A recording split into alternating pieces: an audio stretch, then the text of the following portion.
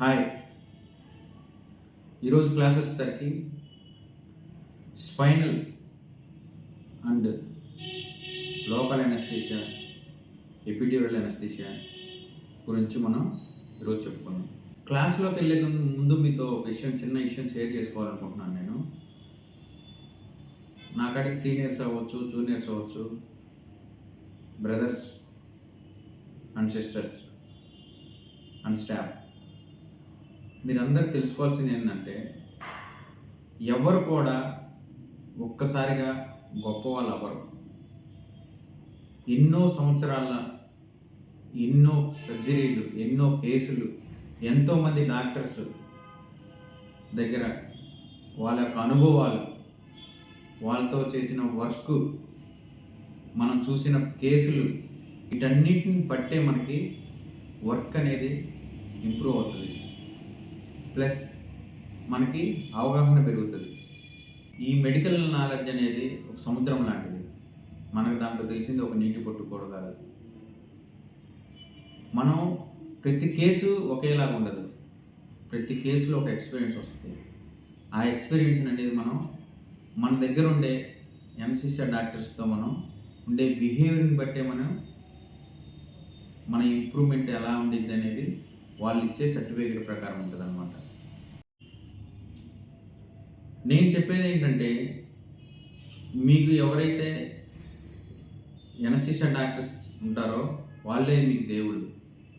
వాళ్ళతో మీరుండే బిహేవియర్ని బట్టే మీ వర్క్ అనేది ఇంప్రూవ్ అవుతుంది, నాలెడ్జ్ ఇంప్రూవ్ అవుతుంది, మెంబర్ ఆఫ్ కేసెస్ అనేవి వాళ్ళ దగ్గర నుంచి మీరు ప్రతిదీ నేర్చుకోవచ్చు. మీకు డాక్టర్స్ అన్నీ చెప్పాలని లేదు, బట్ మీరు వాళ్ళతో ఉండే విధానాన్ని బట్టే వాళ్ళు మిమ్మల్ని ఎంకరేజ్ చేస్తారు. డాక్టర్స్కి ఎంత మీరు ఎక్స్పెక్ట్ ఇస్తారో వాళ్ళు మీకు అంత వర్క్ నేర్పిస్తారు. అప్పుడే మీరు సీనియర్స్ అయ్యే కొద్ది వర్క్ ఇంప్రూవ్ అవుద్ది, నాలెడ్జ్ వస్తుంది, మీరు మీ జూనియర్స్కి ఏదో ఒక రకంగా ఉపయోగపడతారు. నేను నా 14 సంవత్సరాల్లో నేను ఎంతోమంది డాక్టర్ల దగ్గర ఒక మంచితనంగా, ఇప్పుడు ఇవన్నీ నేను ఏవో బుక్కులు చదివి నాకు తెలియదు. నాకు ఆ డాక్టర్లు, ఆ దేవుళ్ళు నాకు ఇచ్చిన చొరవ, సన్నిహితం, వాళ్ళు చెప్పిన క్లాసులు, వాళ్ళతో నేనున్న విధానం ఇప్పుడు నన్ను ఈ స్థాయికి తీసుకొచ్చింది. మనం ఇప్పుడు క్లాసులోకి వెళ్దాం. స్పైనల్ ఎనస్థీషియా గురించి మాట్లాడుకుందాం. స్పైనల్ ఎనస్థీషియాలో మనం ఇచ్చే డ్రగ్స్ ఏంటి? అసలు స్పైనల్ ఎనస్థీషియాలో ఎన్ని రకాల డ్రగ్స్ ఉంటాయి? స్పైనల్లో డ్రగ్స్ అనేది 3 రకాలు ఉంటుంది. Hyperbaric, hypobaric, isobaric. ఇప్పుడు మనం హైపర్బారిక్ డ్రగ్స్ వచ్చేసరికి సిఎస్ఎఫ్ కంటే డ్రగ్ యొక్క డెన్సిటీ ఎక్కువ ఉంటుంది. దీన్ని హైపర్బారిక్ డ్రగ్ అంటారు. మనం పేషెంట్ని స్పైనల్ ఇచ్చేది సిట్టింగ్స్ ఆర్ లేటరల్, ఏదైతే పొజిషన్లో ఇస్తామో, సిట్టింగ్లో వచ్చినప్పుడు షాడర్ బ్లాక్ అయిపోతుంది. ఆఫ్ కేసు వచ్చేసరికి ఫిస్టులాస్, ఫైల్స్, కింద హైడ్రోసిల్స్, ఇలాంటి కేసుల్లో మనం షాడర్ బ్లాక్ ఇస్తాము. దానివల్ల మనకి ఎటువంటి ఇబ్బంది ఉండదు, ఎందుకంటే అది అనేది స్పైనల్ ఎఫెక్ట్ అనేది పైకి రాదు. లేదు సుపైన్ పొజిషన్లో ఉంటే మనం ఆ డ్రగ్ని థొరాసిక్ లెవెల్ వరకే మనం వచ్చేటట్లు చూసుకోవాలి. హైపర్బారిక్ డ్రగ్స్లో వచ్చేసరికి మనకి ప్రోకైన్ ఒకటి, లీడోకైన్ ఒకటి, బుప్రోకైన్ ఒకటి, టెట్రాకైన్ ఒకటి, ఇవి హైపర్బారిక్ డ్రగ్లో ఉంటాయి. నేను కూడా ఎప్పుడు చూడలేదు, కానీ దీంట్లో బుప్రోకైన్ 0.75% అనేది మనం అప్పుడప్పుడు చూస్తూ ఉండవచ్చు. ఇంకోటి లీడోకైన్ అనేది మనం ప్యాచెస్ రూపంలో చూస్తాం, డ్రగ్ రూపంలో ఇంతవరకు మనం చూడలేదు. కానీ హైపర్బారిక్ డ్రగ్స్ ఇప్పుడు ఎవరు ఎక్కడ యూజ్ చేయట్లేదు, ఎక్కడో మెడికల్ కాలేజీల్లో వాళ్ళు థీసిస్ కోసమే యూజ్ చేస్తుంటారు. నెక్స్ట్ వన్ వచ్చేసరికి హైపోబారిక్ డ్రగ్. హైపోబారిక్ ఇది మనం రోజు యూజ్ చేస్తాం, ఎనావిన్ ఏవి అంటాం దీన్ని. ఇది బుప్రోకైన్ 0.5% ఏవి.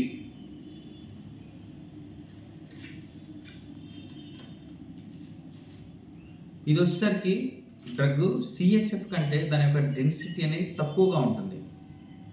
అందుకే దీన్ని హైపోబారిక్ డ్రగ్ అంటాం. మళ్ళీ గుర్తుపెట్టుకోండి, సిఎస్ఎఫ్ సెరిబ్రోస్పైనల్ ఫ్లూయిడ్ కంటే దీని యొక్క డెన్సిటీ, డ్రగ్ యొక్క డెన్సిటీ అనేది తక్కువగా ఉంటుంది. అందుకే దాన్ని హైపోబారిక్ డ్రగ్స్ అంటాం. ఈ హైపోబారిక్ డ్రగ్స్లో మనం టెట్రాకైన్ 0.1 to 0.2% అనేవి ఉంటాయి. నెక్స్ట్ వచ్చేసరికి బుప్రోకైన్ 0.5% ఏవి. ఈ బుప్రోకైన్లో మనం డెప్త్ కోసం అంటే టైం డ్యూరేషన్ అంటే లాంగ్ టైం రావడానికి మనం హైపోబారిక్ డ్రగ్స్లో క్లోనిడిన్ అనే డ్రగ్ మనం యాడ్ చేస్తాం. దాంతోపాటు డెక్స్మెట్ అనే డ్రగ్ కూడా మనం యాడ్ చేస్తాం. నెక్స్ట్ వన్ వచ్చేసరికి ఐసోబారిక్ డ్రగ్స్. ఐసోబారిక్ డ్రగ్ అనేది మనం లియోఎనావిన్ 0.5%. ఇది వైల్స్ రూపంలో వస్తుంది. ఇది వచ్చేసరికి ఐసోబారిక్ డ్రగ్ అంటారు. ఐసోబారిక్ డ్రగ్ అని ఎందుకు అన్నారంటే దీని యొక్క డెన్సిటీ అనేది సిఎస్ఎఫ్కి ఈక్వల్గా ఉంటుంది. ప్లస్ అంటే ఈక్వల్ అంటే అది పైకి వెళ్ళదు, అటు కిందకి రాదు. కానీ హైపోబారిక్ డ్రగ్ అనేది మనం ఏదైతే లెవెల్ ఇస్తామో అక్కడ నుంచి పేషెంట్ యొక్క సుపైన్ పొజిషన్లో పడుకోబెట్టినప్పుడు దాని డ్రగ్ అనేది ఎక్కడి వరకైనా వెళ్ళిపోద్ది. అంటే ఐస్ స్పైనల్ అంటాం కదా. హైపోబారిక్ డ్రగ్స్లో మోస్ట్ కామన్గా వచ్చే ఇబ్బందులు ఏంటి అంటే మనం స్పైనల్ అనస్థీషియా ఇచ్చిన తర్వాత హై స్పైనల్ వచ్చే ఛాన్సెస్ ఎక్కువగా ఉండేదే హైపోబారిక్ డ్రగ్స్లో. ఎందుకు అంటే సిఎస్ఎఫ్ ఎటువైపు వాల్గా ఉండేదో అటువైపు దాని యొక్క డెన్సిటీ తక్కువ ఉండడం వల్ల అది షిఫ్ట్ అవుతూ ఉంటుంది. మన సుపైన్ పొజిషన్లో పేషెంట్కి తల కింద పిల్లో కానీ షోల్డర్ కింద పిల్లో కానీ టేబుల్ హైట్ కానీ లేకుండా పోతే కంపల్సరీగా అది అనేది ఐ స్పైన్లోకి వెళ్ళిపోద్ది. ఐ స్పైన్లో అంటే T1 దాకా కూడా వెళ్ళిపోయే ఛాన్సెస్ ఉంటుంది. అందువల్లనే ఎప్పుడైతే మనకి T3, T2, T1లోకి వెళ్ళిపోయింది అంటే రెస్పిరేటరీ మజిల్స్ అనేవి స్పాజంలోకి వెళ్ళిపోతాయి. అప్పుడు ఆటోమేటిక్గా మనం పేషెంట్ దగ్గర చూసే కాంప్లికేషన్స్ ఏంటంటే మొదటిది వచ్చేసరికి హైపోటెన్షన్, తర్వాత బ్రాడికార్డియా, తర్వాత వచ్చేసరికి రెస్పిరేటరీ ఫెయిల్యూర్. ఎప్పుడైతే మనం పేషెంట్కి ఐ స్పైన్లు వచ్చిందో ఇమ్మీడియట్గా రెస్పాండ్ అయ్యి ఫస్ట్ మనం బ్రాడికార్డియా ఎట్రోపిన్ ఇచ్చుకోవాలి, హైపోటెన్షన్కి మెఫెంట్రమిన్ ఇచ్చేయాలి. తర్వాత వచ్చేసరికి పేషెంట్కి బాగెన్ మాస్క్ వెంటిలేషన్ చేసి పేషెంట్కి ఆక్సిజన్ అనేది మనం ఇవ్వాలి. అదే కండిషన్లో పేషెంట్ మెయింటైన్ అవ్వకపోతే కంపల్సరీగా ఇంక్యుబేట్ చేయాలి. ఇది మీరు కంపల్సరీగా గుర్తుపెట్టుకోవాలి. హైపోబారిక్ డ్రగ్లు అనేది చాలా ఎంత కామన్గా యూజ్ చేస్తాం అంతే కామన్గా కాంప్లికేషన్స్ కూడా ఉన్నాయి. కాబట్టి మనం పొజిషన్ అనేది చాలా ఇంపార్టెంట్, లెవెల్ అనేది చాలా ఇంపార్టెంట్. అంటే అనస్థీషియా డాక్టర్ ఇస్తారు కాబట్టి మనం పక్క నుండి పొజిషన్ లెవెల్ అనేది చెక్ చేసేటప్పుడు మీరు చాలా జాగ్రత్తగా అబ్జర్వేషన్ చేయాలి. ఏం జరుగుతుంది, ఏం చేస్తున్నారు డాక్టర్ గారు అని అవన్నీ చూసినప్పుడే నీకు అనేది వర్క్ అనేది నాలెడ్జ్ ఇంప్రూవ్ అవుతుంది. నెక్స్ట్ వన్ వచ్చేసరికి ఐసోబారిక్ డ్రగ్ అంటే ఇప్పుడు డ్రగ్ యొక్క డెన్సిటీ, సిఎస్ఎఫ్ డెన్సిటీ అనేది రెండు ఈక్వల్గా ఉంటుంది. అంటే ఇప్పుడు మనం ఎక్కడైతే ఇస్తామో ఆ లెవెల్ నుంచి కింద వరకు అంతా బ్లాక్ అయిపోద్ది. అందుకనే అది ఇచ్చిన లెవెల్ నుంచి పైకి అనేది ఐసోబారిక్ డ్రగ్ రాదు. ఎక్కడైతే మనం ఆ డ్రగ్ ఇస్తామో అక్కడ వరకే ఆ డ్రగ్ అనేది ఇదవుతుంది. కాబట్టి ఐసోబారిక్ డ్రగ్ అనేది సేఫ్ డ్రగ్. ఐసోబారిక్ డ్రగ్లో వచ్చేసరికి మనం లియోఎనావిన్ అనేది 0.5% ఉంటుంది. లియోఎనావిన్ వచ్చేసరికి ఎందుకు మనం స్పైనల్ డ్రగ్గా మనం ఇది చేస్తున్నాం అంటే దీంట్లో ప్రిజర్వేటివ్ అనేది యాడ్ అయి ఉండదు. ఐసోబారిక్ డ్రగ్లో మనం లియోఎనావిన్ చూస్తాము, లీడోకైన్ చూస్తాము, ఇంకొకటి వచ్చేసరికి టెట్రాకైన్ చూస్తాము. కాబట్టి ఇప్పుడు మన మార్కెట్లో ఉంది లియోఎనావిన్ మాత్రమే. ఇంకా నెక్స్ట్ వచ్చేసరికి లోకల్ అనస్థీషియా డ్రగ్స్. అసలు లోకల్ అనస్థీషియా డ్రగ్స్లో వచ్చే కాంప్లికేషన్స్ ఏంటి? దాన్నే మనం లోకల్ ఎనస్థీషియా టాక్సిటీస్ అంటాం. లోకల్ ఎనస్థీషియా టాక్సిటీస్లో మెయిన్గా 2 రకాలమైన ఇబ్బందులు వస్తాయి. అది ఒకటి వచ్చేసరికి central nervous system, cardiovascular system. ఎందుకు ఈ డ్రగ్స్ ఐవి ఇవ్వకూడదు? ఎందుకు అంటే ఇట్లో ప్రిజర్వేటివ్ అనేది యాడ్ అయి ఉంటుంది.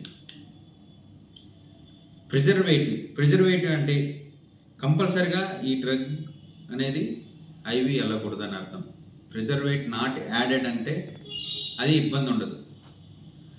దానికి ఉదాహరణ వచ్చేసరికి మనం లిగ్నోకైన్ 2%, దీన్ని లాక్సికార్డ్ అంటాం. ఇది మనం ఐవి ఇస్తాం.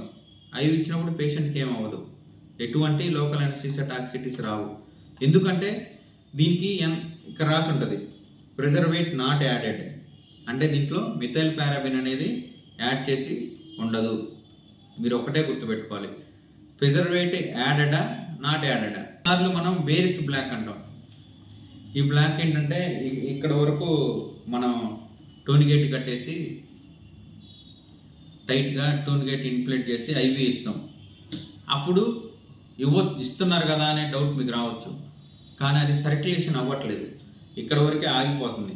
అది హార్ట్ వరకు ఎప్పుడైతే సర్క్యులేషన్ అయిందో అప్పుడు కంపల్సరీగా మనకి ఈ ఏడిఆర్ అయితేనేమో కార్డియాక్ అరెస్ట్ అవ్వడం కానీ, బుబోకైన్ అయితే కన్వర్షన్స్ రావడం కానీ ఇవన్నీ జరుగుతూ ఉంటాయి. మెయిన్గా మనం గుర్తుపెట్టుకోవాల్సింది ఒకటే, ప్రిజర్వేటివ్ యాడెడా నాట్ యాడెడా. ప్రిజర్వేటివ్ యాడెడ్ డ్రగ్స్ ఏవి ఇవ్వకూడదు. Thank you so much.